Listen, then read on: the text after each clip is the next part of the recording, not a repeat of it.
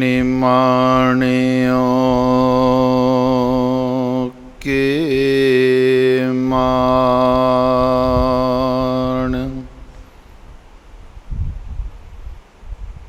ਨਿਤਾਣਿਓ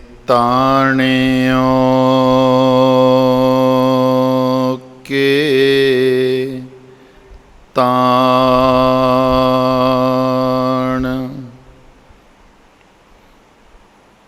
ਨਿਓਟਿਓ ਕੀ ਓਟ,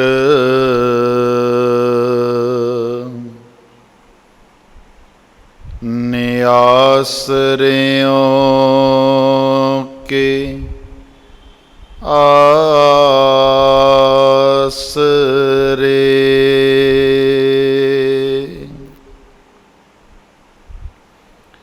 ਧੰਨ ਧੰਨ ਸਤਿਗੁਰੂ ਰਵਿਦਾਸ ਜੀਓ।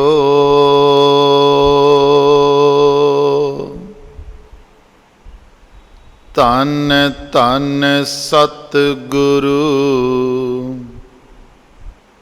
ਰਵਿਦਾਸ ਜੀਓ।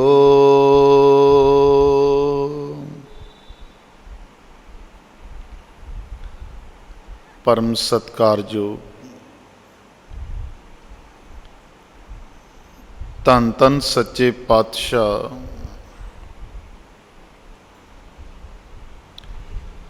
ਸਾਹਿਬ ਸਤਿਗੁਰੂ ਰਵਿਦਾਸ ਜੀ ਮਹਾਰਾਜ ਜੀ ਦੇ ਪਾਵਨ ਦਰਬਾਰ ਦੇ ਵਿੱਚ ਇਕੱਤਰ ਹੋਏ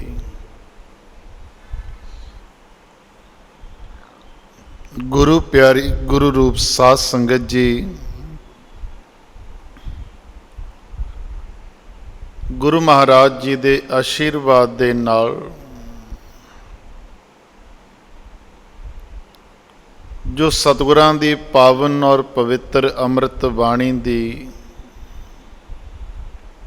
ਇਹ ਲੜੀਵਾਰ ਵਿਆਖਿਆ ਸ਼ੁਰੂ ਹੋਈ ਹੈ ਤੇ ਗੁਰੂ ਮਹਾਰਾਜ ਜੀ ਦੀ ਕਿਰਪਾ ਦੇ ਨਾਲ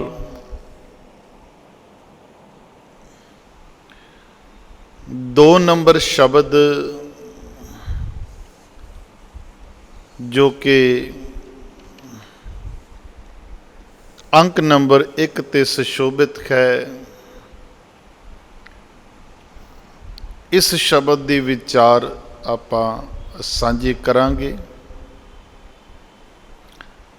ਇਹ ਸ਼ਬਦ ਰਾਗ ਗੌੜੀ ਦੇ ਵਿੱਚ ਉਚਾਰਨ ਕੀਤਾ ਹੋਇਆ ਹੈ। ਆਓ ਲਾਹਾ ਲਈਏ ਇਹਨਾਂ ਘੜੀਆਂ ਦਾ ਤੇ ਸਤਿਗੁਰਾਂ ਦੇ ਪਾਵਨ ਸ਼ਬਦ ਦੇ ਨਾਲ ਜੁੜੀਏ। ਮੇਰੀ ਸੰਗਤ ਪੋਚ ਸੋਚ ਦਿਨ ਰਾਤੀ,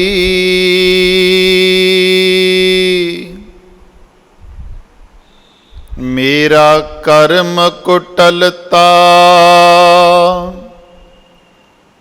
ਜਨਮ ਕੋ ਭਾਂਤੀ,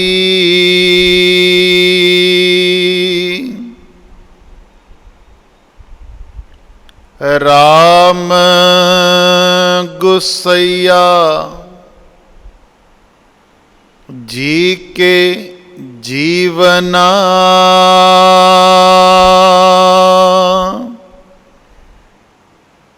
ਮੋਹਿ ਨਾ ਬਿਸਾਰੋ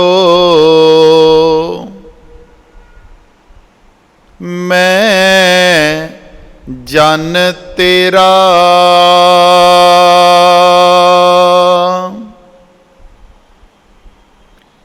ਮੋਹਿ ਨਾ ਬਿਸਾਰੋ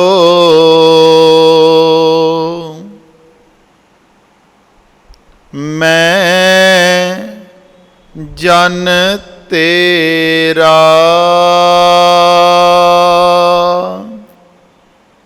ਰਹਾਉ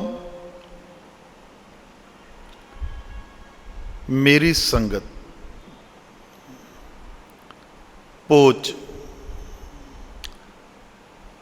पोच का अर्थ है नीमा, नीवी होना।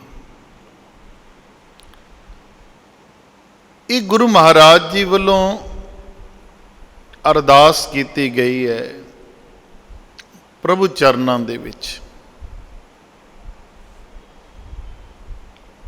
और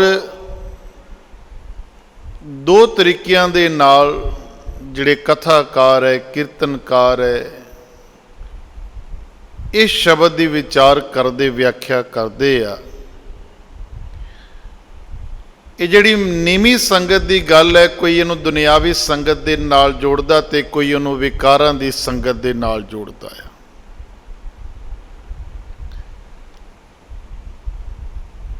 कर्मां की जिहड़ी गल है, कोई जिहड़े तिन्हां दे कित्ते नाल जोड़दे आ ते कोई गुरु प्यारी साध संगत जी जिहड़े साडे को रोजाना विकारां दे अधीन होके माड़े कर्म हुंदे, जिन्हां नूं गुनाह कहंदे, जिन्हां नूं पाप कहंदे आ, कई इहदे नाल जोड़दे आ। आपां इह विकारां दी संगत लैके चलांगे। गुरु महाराज जी फरमाउंदे ने कि मेरी संगत पोच, मेरी जिहड़ी संगत आ, काम, क्रोध, लोभ, मोह, अहंकार, क्योंकि मन इन्हां विकारां दे विच लिप्त आ। एक संगत तो वो ना भी आपां दो चार सज्जण बैठे हैं, उन्हां दे नाल बैठे हैं, उन्हां नाल गलबात कर रहे हैं, ये भी एक संगत है। हुण एक संगत वो है भी बैठे असीं इकल्ले हैं, कोई आस पास नहीं है, लेकिन उस वेले भी असी किसी ना किसी का संग कीता हुंदा आ। चाहे अपने किसी मित्र नूं याद कर रहे हैं, किसी मित्र के बारे सोच रहे हैं, तो मतलब भी असी उहदी संगत कर रहे हैं। अपने किसी दुश्मन नूं याद कर रहे हैं, असी उहदी संगत कर रहे हैं। कई उस घड़ी का फायदा लेंदे आ, लाहा लेंदे आ। कोई अपने गुरुआं दी बाणी नूं पढ़दा आ ते वो गुरु दी संगत करदा आ। कई मालिक नाल जुड़ जांदे ते वो मालिक दी संगत विच लग जांदे आ। हुण जे मन विकारां दे अधीन आ तां गुरु प्यारी साध संगत जी फिर संगत कादी हो गई? इन्हां विकारां दी। सोच दिन राती ते दिन रात इस गल दी, महाराज जी कहंदे मैनूं चिंता रहिंदी है, इस गल दा फिक्र रहिंदा आ भी बनेगा की। जिस तरह बच्चे कई बारी साडे माड़ी संगत में चले जाते ना, सानूं लगा भी साडा बच्चा फलाने दे नाल घुमदा आ, वो बंदा सही नहीं है, तो सानूं चिंता लग जाती है इस गल दी, सानूं फिक्र पै जांदा आ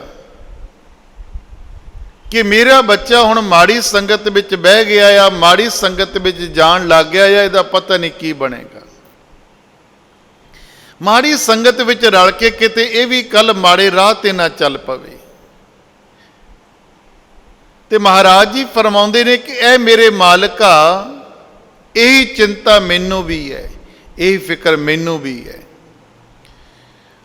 हुण विकारां दा संग होण करके जिहड़ा मन आ ये ज़्यादा मलीन होई जा रहा है, और मलीन होया मन कर्म कुटलता, तो जिहड़े कर्म कराउंदा है ना, वो भी फिर गुरु प्यारी साध संगत जी भले थोड़ी होणगे। क्योंकि असी दो तरीकिਆਂ दे नाल चलदे हैं। एक कर्म वो है जिहड़े करन लई साडा मन सानू कहंदा, एक कर्म वो है जिहड़े करन लई साडा दिमाग, साडी बुद्धि सानू कहंदी है। हुण कुछ कर्म असी मन दे मुताबक कर लैंदे आ, मन दे अधीन होके कर लैंदे आ, ते कुछ कर्म जिहड़े आ साडा दिमाग सानू कहंदा, साडे विचार सानू कहंदे, कुछ कर्म असी वो करदे आ। ते जे हुण मन दा प्रभाव ज़्यादा आ साडे ते, तो फिर गुरु प्यारी साध संगत जी मन तो माया तो विकिया होया आ। ਮਨ ਮਾਇਆ ਕੇ ਹੱਥ ਬਿਕਾਨੋ, ਮਨ ਤਾਂ ਮਾਇਆ ਦੇ ਹੱਥੋਂ ਵਿਕਿਆ ਹੋਇਆ ਆ। ਔਰ ਮਾਇਆ ਦੇ ਅਧੀਨ ਜਿਹੜਾ ਮਨ ਆ, ਇਹ ਕਰਮ ਕੁਟਲਤਾ ਸਾਡੇ ਤੋਂ ਮਾੜਾ ਕਰਮ ਜ਼ਿਆਦਾ ਕਰਾਉਂਦਾ ਹੈ। ਤੇ ਜਨਮ ਕੋ ਭਾਂਤੀ, ਤੇ ਮਹਾਰਾਜ ਜੀ ਕਹਿੰਦੇ ਮੇਰੇ ਮਾਲਕਾ ਲੋਕ ਮੈਨੂੰ ਜਾਤੀ ਤੌਰ ਤੇ ਵੀ ਜਨਮ ਤੌਰ ਤੇ ਵੀ ਨੀਵਾਂ ਕਹਿੰਦੇ ਆ। ਗੱਲ ਇਹ ਹੈ ਵੀ ਕਰਮ ਤੌਰ ਤੇ ਵੀ ਹੁਣ ਨੀਵਾਂ ਹੋ ਗਿਆ, ਜਨਮ ਤੌਰ ਤੇ ਵੀ ਨੀਵਾਂ ਕਹਿ ਦਿੱਤਾ। ਤੇ ਸੰਗਤ ਜਿਹੜੀ ਹੈ ਉਹ ਵਿਕਾਰਾਂ ਦੀ ਬਣੀ ਹੋਈ ਹੈ। ਹੁਣ ਚਿੰਤਾ ਇਸ ਗੱਲ ਦੀ ਹੈ ਵੀ ਆਖਰ ਬਣੇਗਾ ਕੀ।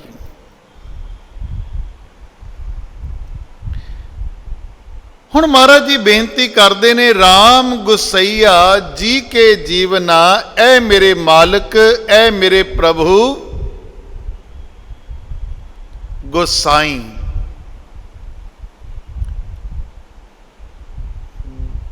ਇਹ ਦੋ ਸ਼ਬਦਾਂ ਦਾ ਮੇਲ ਹੈ।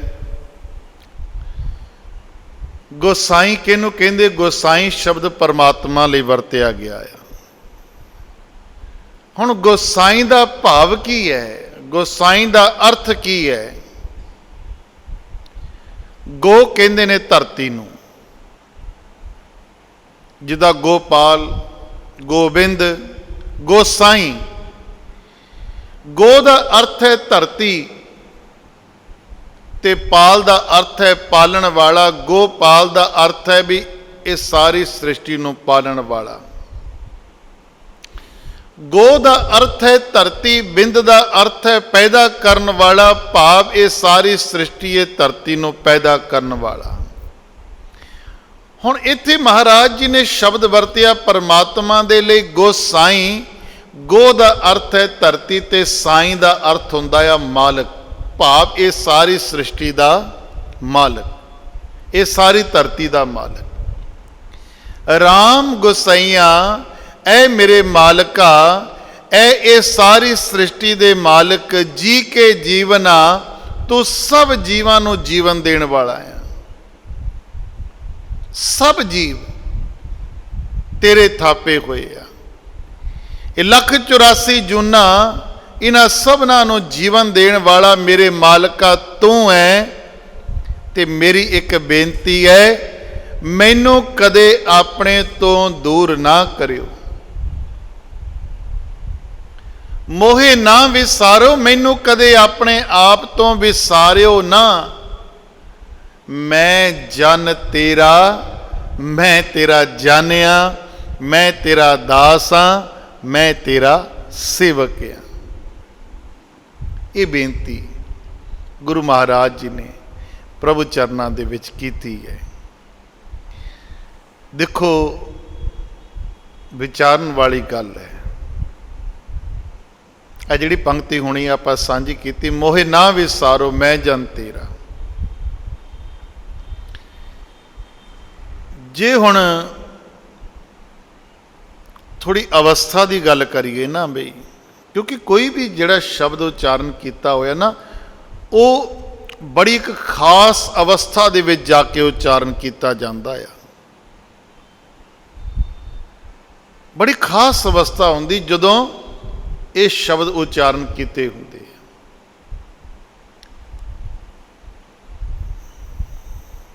ਕਈ ਲਿਖਾਰੀ ਜਿਹੜੇ ਆ, ਕਈ ਰਾਈਟਰ ਜਿਹੜੇ ਆ,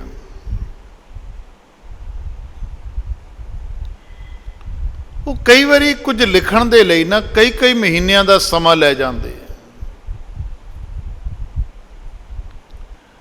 ਇਹਦੇ ਇੱਕ ਰਾਈਟਰ ਮੈਨੂੰ ਮਿਲਿਆ, ਉਹ ਮੈਨੂੰ ਕਹਿਣ ਲੱਗਾ, ਜੀ ਦੇਖੋ ਜੀ, ਆ ਮੈਂ ਗੁਰੂ ਮਹਾਰਾਜ ਜੀ ਦੀ ਯਾਦ ਦੇ ਵਿੱਚ ਇੱਕ ਸ਼ਬਦ ਲਿਖ ਰਿਹਾ ਆ।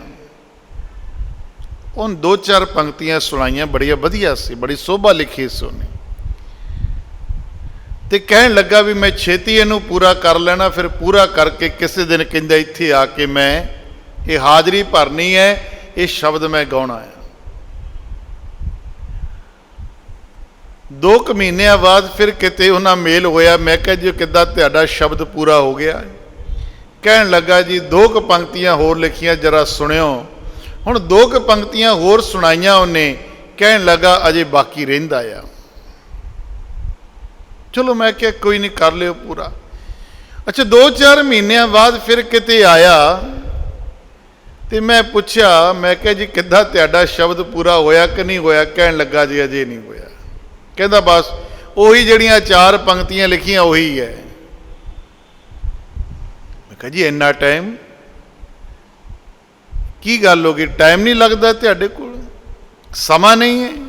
वो कहन लगा समा भी है, टाइम भी हुंदा, सब कुछ हैगा आ, बस कहंदा वो अवस्था ही नहीं बन पाउंदी।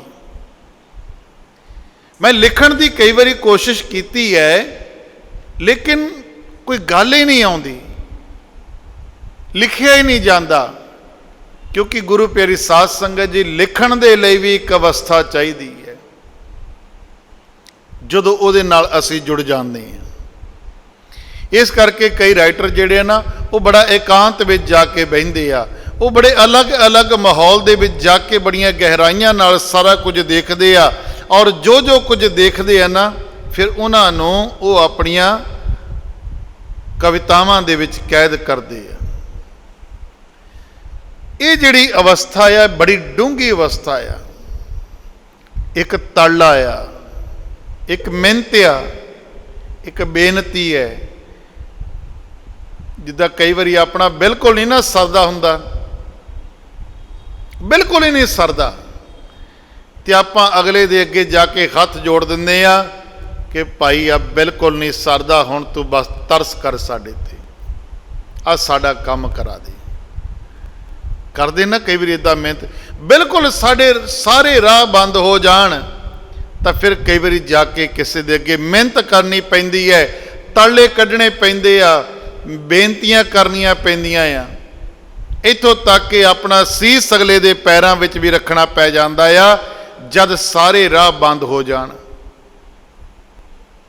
ये भी एक बेनती, एक ताला आ, ये मिन्नतां आ। महाराज जी की मिन्नत कर रहे ने, की ताला कढ़ रहे ने, की अरजोई करते ने। महाराज जी कहते मोहे ना विसारो मैं जन तेरा, मेरे मालका मैनू दूर ना कर, मेरे मालका मैनू विसारी ना, मैं तेरा जन आ, मैं तेरा सेवक आ, मैं तेरे दर दा निमाणा जिहा एक सेवक आ। मेरे पातशाह धन गुरु कबीर पातशाह जी ने तो होर ज़्यादा गहराई में जाके बेनती कर दी, कहन लगे मेरे मालका मैं तो तेरे दर दा कुकर आ, कुकर आ मैं तेरे दर दा। कबीर कुकर राम को मोतिया मेरो नाव, गले का मारे जेवरी जय खिंचे तह जाओ, मैं कुकर तेरे दर दा। ऐसी अवस्था, तो जो फिर ऐसी अवस्था बनती ना तो फिर अमृत वरसदा आ, बड़ा आनंद मिलता आ। ऐसी अवस्था विच जिहड़े हंझू भी आउंदे ना, उन्हां हंझूआं दे विच भी एक रस हुंदा आ। वगदे कईयां दी अखां दे विचों हंझू, विछोड़े दे हंझू जिहड़े आ, उहदी याद विच जिहड़े तड़फदे आ, उन्हां दी अखां विच हंझू भी वरसदे आ। बेनती की गुरु पातशाह जी ने अकाल पुरख के चरणों दे विच, मेरी हर हो विपत जन कर हो सुभाई,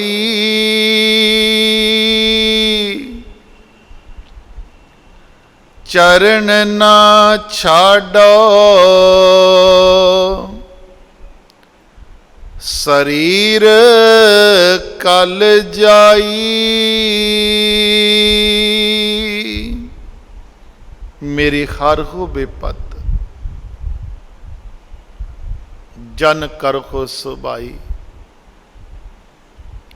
चरण ना छाड़ो शरीर कल जाई।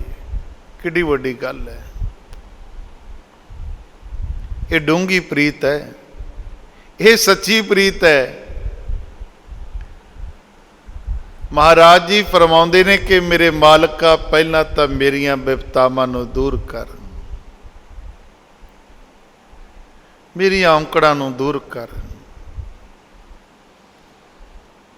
ਮੇਰੇ ਰਾਹ ਦੀਆਂ ਰੁਕਾਵਟਾਂ ਨੂੰ ਦੂਰ ਕਰ। ਜਨ ਕਰੋ ਸੁਭਾਈ, ਤੇ ਮੇਰਾ ਸੁਭਾਅ ਹੀ ਐਸਾ ਬਣਾ ਦੇ, ਮੇਰਾ ਸੁਭਾਅ ਹੀ ਐਸਾ ਬਣ ਜਾਏ ਕਿ ਤੇਰੇ ਚਰਨਾਂ ਤੋਂ ਕਦੇ ਦੂਰ ਨਾ ਜਾਵਾਂ। ਮੇਰਾ ਸੁਭਾਅ ਹੀ ਐਸਾ ਬਣ ਜਾਏ। ਚਰਨ ਨਾ ਛਾੜੋ ਸਰੀਰ ਕਲ ਜਾਈ, ਮੇਰਾ ਇਹ ਸਰੀਰ ਭਾਵੇਂ ਜਲ ਜਾਏ, ਭਾਵੇਂ ਰਾਖ ਹੋ ਜਾਏ, ਭਾਵੇਂ ਟੁਕੜਾ ਟੁਕੜੇ ਕਰਕੇ ਕਟਿਆ ਜਾਏ, ਇੱਕ ਇੱਕ ਕਰਕੇ ਮੇਰੇ ਸਰੀਰ ਦੀਆਂ ਸਾਰੀਆਂ ਕਲਾਵਾਂ ਭਾਵੇਂ ਚਲੀਆਂ ਜਾਣ, ਭਾਵੇਂ ਦੇਖਣ ਦੀ ਕਲਾ ਚਲੀ ਜਾਵੇ, ਸੁਣਨ ਦੀ ਕਲਾ ਚਲੀ ਜਾਵੇ, ਇਹ ਬੋਲਣ ਦੀ ਕਲਾ ਚਲੀ ਜਾਵੇ, ਚੱਲਣ ਦੀ ਕਲਾ ਚਲੀ ਜਾਵੇ, ਲੇਕਿਨ ਮੈਂ ਤੇਰੇ ਚਰਨਾਂ ਤੋਂ ਕਦੇ ਅਲੱਗ ਨਾ ਹੋਵਾਂ। ਮੇਰਾ ਤੇਰੇ ਨਾਲ ਐਸਾ ਪ੍ਰੇਮ ਪੈ ਜਾਏ, ਮੇਰਾ ਤੇਰੇ ਨਾਲ ਐਸਾ ਪਿਆਰ ਪੈ ਜਾਏ, ਮੇਰਾ ਐਸਾ ਸੁਭਾਅ ਬਣ ਜਾਏ ਕਿ ਚਰਨ ਨਾ ਛਾੜੋ ਸਰੀਰ ਕਲ ਜਾਏ। ਇਹ ਬੇਨਤੀ ਹੈ।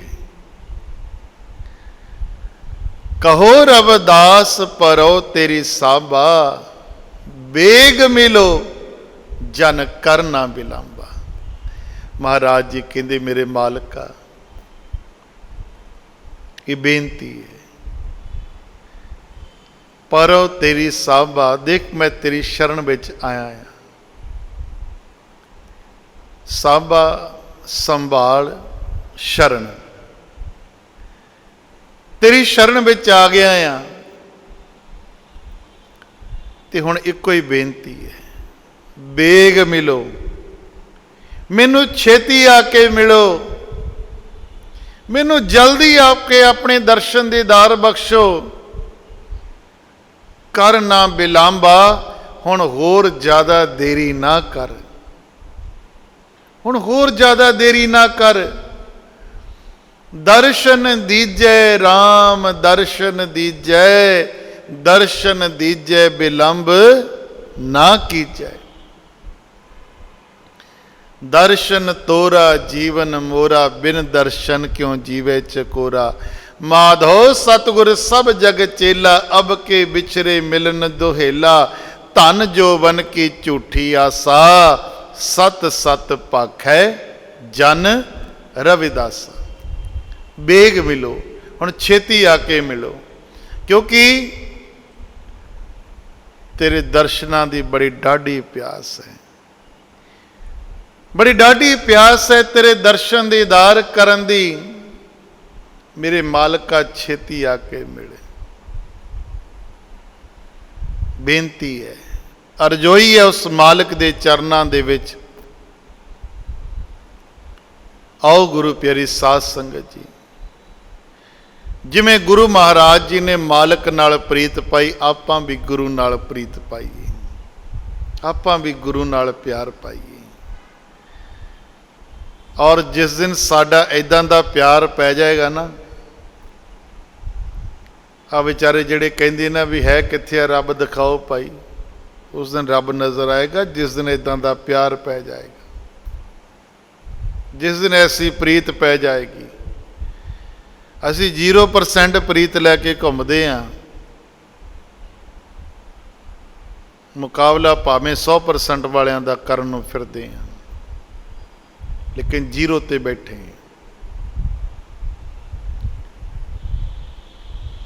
ਸਾਚ ਕਹੂੰ ਕਿਹਨਾਂ ਨੇ ਪਾਇਆ ਰੱਬ, ਜਿਨ੍ਹਾਂ ਨੇ ਪ੍ਰੇਮ ਕੀਤਾ, ਜਿਨ੍ਹਾਂ ਨੇ ਪ੍ਰੀਤ ਕੀਤੀ, ਉਹਨਾਂ ਨੇ ਪਾਇਆ ਆ।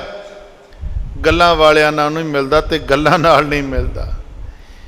ਮਹਾਰਾਜ ਜੀ ਕਹਿੰਦੇ ਸਾਚ ਕਹੂੰ ਸੁਨ ਲੇਹੋ ਸਭੈ, ਜਿਨ ਪ੍ਰੇਮ ਕੀਓ ਤਿਨ ਹੀ ਪ੍ਰਪਾਇਓ, ਜਿਨ ਪ੍ਰੇਮ ਕੀਓ ਤਿਨ ਹੀ ਪ੍ਰਭ ਪਾਇਓ।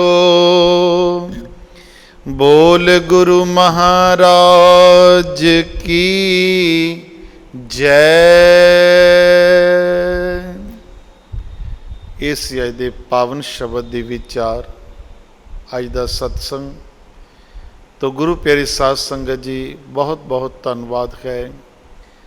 ਰਵਿਦਾਸੀਆ ਟੀਵੀ ਤੋਂ ਆਈ ਟੀਮ ਦਾ ਜਿਹੜੇ ਗੁਰੂ ਮਹਾਰਾਜ ਜੀ ਦੀ ਪਾਵਨ ਬਾਣੀ ਨੂੰ ਜਨ ਜਨ ਤੱਕ ਪਹੁੰਚਾਉਣ ਦਾ ਕਾਰਜ ਕਰਦੇ ਆ।